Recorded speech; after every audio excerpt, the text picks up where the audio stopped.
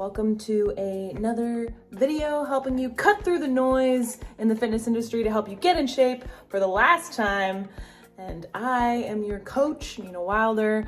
I am also certified in mindset coaching and nutrition coaching. I've been training clients for 14 plus years. In today's video, I'm going to show you how to build a more effective at-home workout. So if you are someone who works out at home, this one's for you.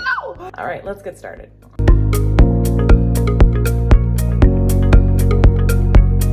Before I get into how to build an effective home workout, we have to understand what the goal is. Assuming if you're watching this is you want to lose fat and you want to see muscle. I want to see muscle. I get very excited. So assuming that that is the goal, what we first have to understand is what the purpose is of a workout, specifically resistance training. It is not to burn calories and get sweaty. So often all of these home workout videos and PDFs try and push on you. It's like, burn 1,000 calories, sweat off all the fat. And it feels like it should be true. It feels like if we get good and sweaty, that's gonna be the thing that's gonna change our physique. It's not. In a fat loss phase, the purpose of resistance training is to mitigate muscle loss. Possibly to get stronger. You can still technically get stronger in a caloric deficit, but otherwise, our main focus is just to keep the muscle on our bodies while we're in the process of losing fat because we're in an energy deficit. If you're trying to use your workouts to achieve this caloric deficit, I'm just gonna get good and sweaty and burn thousands of calories by doing sprints on the bike and burpees and jumping jacks, sure, I mean, that's technically something you can do to achieve a deficit, but try doing that for 6 to 12 weeks because that's what you're gonna have to commit to achieve the amount of fat that you're trying to lose.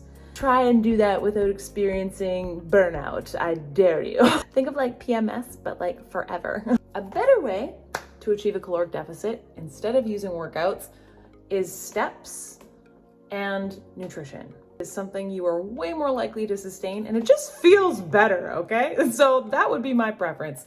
Okay, but let's go back to the workouts. Now that we know a workout is just to mitigate muscle loss, what do we have to do in a workout to make sure that our body is getting that signal, hey, I wanna keep my muscles? Hint, it's not burpees. That's good news for you. Because I remember way back when, before I ever lost weight, I thought I had to do burpees to achieve the look. And I was like, maybe I'm not cut out for being fit. You know what I mean? It's too awful. Here's your first tip for how to build a more effective at-home workout. Slow the down. Yes, there is some place for plyometrics, squat jumps, lunge jumps, that amount of power that you need to generate to complete that movement does give you enough force to build some muscle.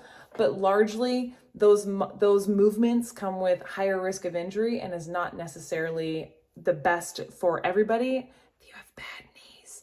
What I would recommend is starting to slow down your movements and get really good at the range of motion. Let's take the burpee, for example. A better way to actually get muscle from that movement is to break them into two movements, a squat, and then followed by a push-up.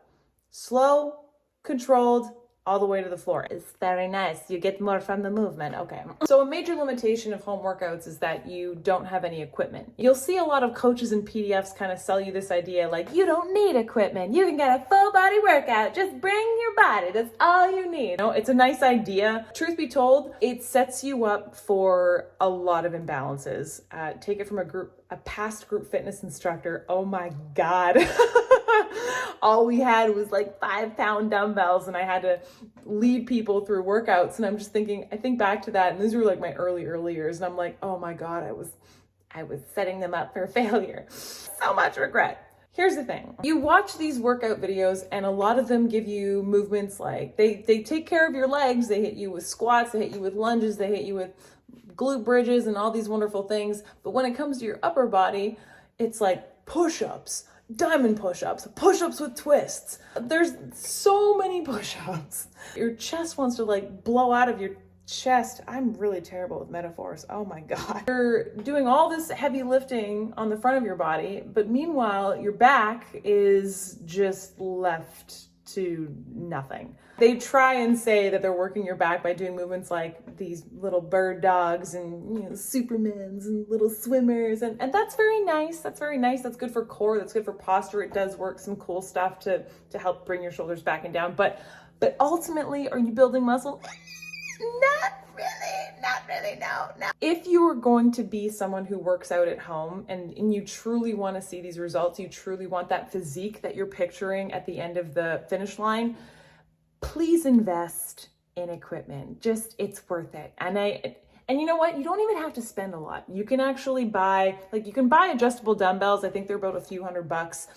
But if you're frugal like me, you can get a really good set of resistance bands. I've seen other coaches knock resistance bands, but it really depends on the ones that you get. There are some that are absolutely crap, and you can tell if you search on Amazon, you see those bands that are like, these are resistance bands, and it literally looks like you can just rip it apart with your bare hands. Don't get those ones. There's ones that are like super, super thick and super, super strong.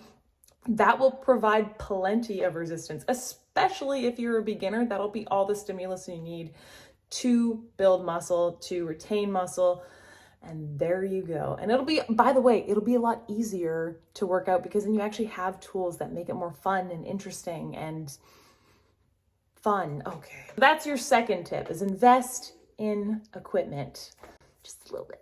You're worth it. And finally, putting it all together. In a fat loss phase, we just need to hit all the major muscle groups 2 to 3 times a week. 4 if you're feisty. Just pick 2 to 3 exercises for each major muscle group. So 2 to 3 back exercises, you can do rows, you can do lat pull, you can do pullovers, you can underhand rows, rear delt flies.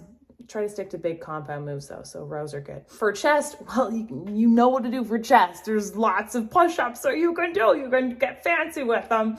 But you can also do flies, you can do chest press, you can do incline or decline push-ups. Those are fun. And you can do legs. Ideally, you want 1 knee dominant to 1 hip dominant movement.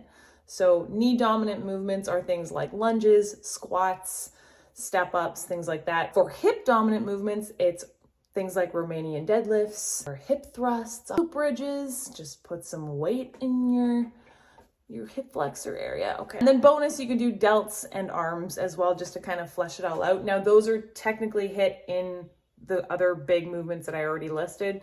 But if you just want like an extra, because they're fun to do, you can do things like bicep curls, tricep kickbacks, lateral raises, front raises, overhead presses, upright rows, hammer curls.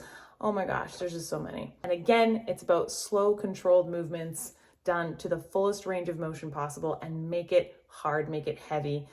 Buy the equipment that you need to do that, and you are going to have a great physique by the end. Thank you so much for watching. If this was of value, please like and subscribe, and I will be here next week for another video. That was fun, right? That was fun, everyone? Break for lunch? Break for lunch. Okay.